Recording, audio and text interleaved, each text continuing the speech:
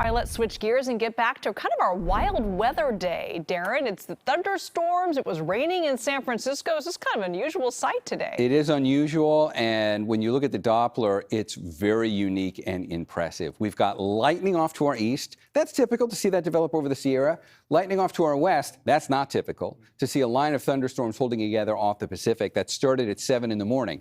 Rain in June, thunderstorms, and thunderstorms that developed in the morning. These are very rare occurrences to have in California. I'll explain why we're able to do such weird things in a second. First, let me just show you where the rain is now. We're not seeing any lightning detection happening over the bay, but there is a well-organized line that's getting pulled through the North Bay, right through Marin, over the west side of the city, and that line is going to march its way in that same direction probably over the next 30 minutes to 45 minutes, maybe a little longer. It's kind of been hung up in this location for about that long already. And the Futurecast sees it. We can take that line. We do slowly clear it out. And by the time we get to like 2 o'clock, there's perhaps a break here.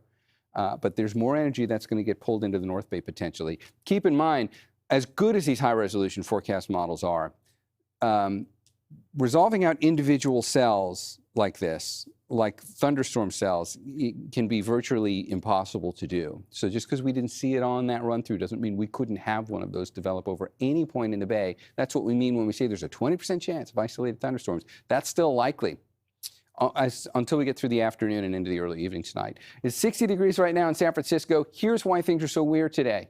We are right in the center of an area of low pressure that came across the Pacific and parked itself right over us. You kind of see it on the regular satellite. Can't mistake it when you look at it on the water vapor. Look at that.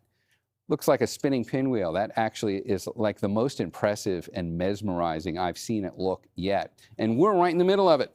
Closer you get to the center of these things, the more energy there is, the more instability there is in the atmosphere. You've got a more stacked atmosphere where you've got relatively warm air below, cold air above. That's where you'll get thunderstorms. That's why we were able to develop this morning without the benefit of afternoon heating, without the benefit of the mountains. The Sierra will do this all summer long. But to have it happen here is rare. You got to have everything come together just right, which is why this has been such a complicated forecast the whole time.